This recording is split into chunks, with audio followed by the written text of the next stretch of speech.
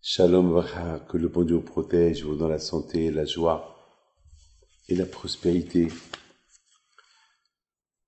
Cette semaine, c'était le jeûne de Tammuz, le 17 Tammuz.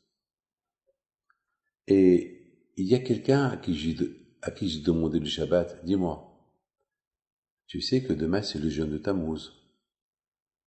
Il m'a dit, Rabbi David, c'est dur. Je lui dis, c'est dur. Et qu'est-ce qu'on dit sur ces 180 personnes, 160 personnes qui se trouvent sous les débris de cet immeuble qui s'est effondré, qu'ils n'ont pas mangé depuis 4 jours et qu'ils n'ont pas bu de l'eau depuis 4 jours. Tu me parles d'un jour? Il a entendu ça. Il m'a dit, Rabbi David, je jeûne.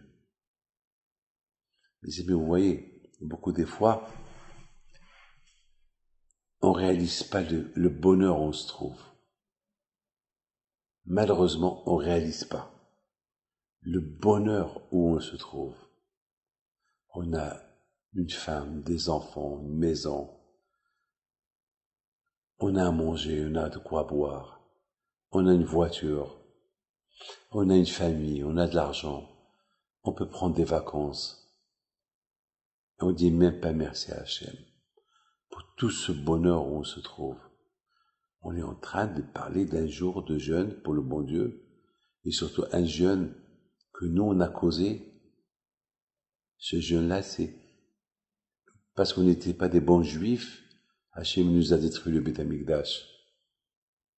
C'est le jour du 17 Tammuz que l'ennemi, il a cassé les murailles de Jérusalem, il est rentré à Jérusalem, et pendant 3 semaines, ils ont tué, violé, ils ont fait tout ce qu'ils voulaient. Et à la fin, ils ont brûlé le temple. Et c'est pour ça on jeûne. On jeûne pas parce que le bon Dieu, il a voulu nous punir pour jeûner. C'est pour se rappeler la cause. Pourquoi on n'a pas des Beth Amikdash? Pourquoi on jeûne? Pour ne pas faire pareil. Alors quand je me malheureusement, lorsqu'il voit qu'on n'est pas dans le bon chemin, alors quand je nous réveille, on voit des catastrophes naturelles ou des catastrophes surnaturelles. Parce que ce qui s'est passé à Miami, on n'a jamais vu. Un immeuble comme ça, on dirait un immeuble dynamisé. C'est comme ça lorsqu'on détruit des immeubles, on évacue les gens, ils mettent le dynamite et l'immeuble, il s'effondre comme qu'on a vu. On dirait, c'est beaucoup des fois, lorsqu'il y a un tremblement de terre, l'immeuble il peut se casser sur la gauche, sur la droite, mais comme ça, c'est effondré, c'est de la folie. Imaginez-vous quelqu'un qui se trouvait là-bas dans l'ascenseur, le pauvre, ou ceux qui étaient dans le parking. Moi, j'étais dans ce parking plusieurs fois, pendant ces 20 ans. Combien de fois j'étais là-bas? Plein de fois, j'ai une famille que je connais. C'est la folie. Donc j'ai dit, mon fils, tu parles un jour, alors que ces gens-là, les pauvres, on ne sait pas encore les pauvres, s'ils sont vivants ou morts, que Dieu préserve. Et qui est vivant, qui est mort. Tu me parles d'un jour, jeûne et prie pour eux. Il faut profiter de ce jeûne pour prier pour eux. Mes amis, je voudrais vous raconter une histoire spectaculaire. Pour vous dire combien Akadosh Baruch Hu est extraordinaire. Et Akadosh Baruch Hu, il est partout. Il n'est pas limité. Akadosh Baruch Hu, il est partout. Vous savez, mes amis, il y avait quelqu'un qui venait de se marier. Il devait passer une semaine dans cet immeuble. à Miami, cet immeuble qui s'est effondré. Il devait quitter New York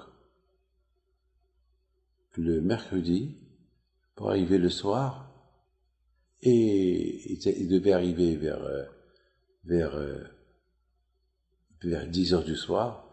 Le temps qu'ils sortent à l'aéroport, ils sont à la maison vers 11 heures, 11h30 maximum. Et l'avion, il a eu du retard.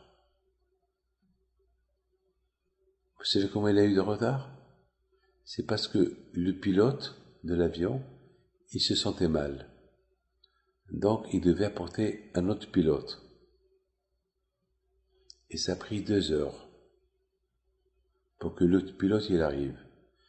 Et l'autre pilote aussi est arrivé, il a glissé. Il s'est fait mal au pied. Donc, encore, il devait apporter un autre pilote. C'est de la folie. Et finalement, il y a eu un autre pilote qui vient, et c'est lui qui a piloté l'avion de New York à Miami. Lorsqu'ils sont arrivés à Miami, c'était minuit et demi peut-être. Ça veut dire le temps de prendre Uber, le taxi, pour aller à l'immeuble. Lorsqu'ils arrivaient, il y avait déjà là-bas les pompiers. C'était pas encore de les informations. Personne ne savait ce qui s'est passé. Il est arrivé exactement quelques minutes. Ça veut dire, mes amis, ça veut dire, malheureusement, dans cette tragédie, il y a le malheur, il y a eu le bonheur. C'est-à-dire que celui qui doit vivre, eh ben, il vivra. Celui qui doit subir quelque chose, ben, il va le subir. Mais si c'est pas écrit dans le ciel qu'il doit mourir ou qu'il doit subir, alors Akashri va tout faire. Il va faire que le pilote, il se sent pas bien, pour ne pas que le vol décolle. Il va faire que le deuxième pilote qui va arriver, lui aussi, il va glisser pour ne pas qu'il pilote. Tout cela pourquoi?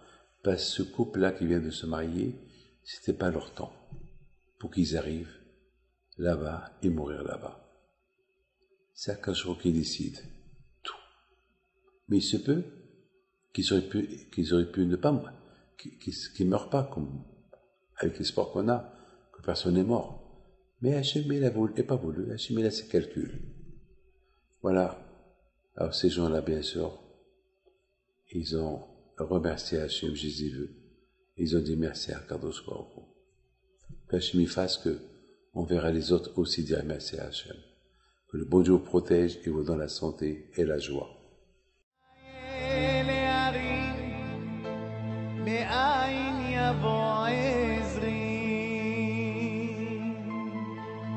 עזרי מעם אדוני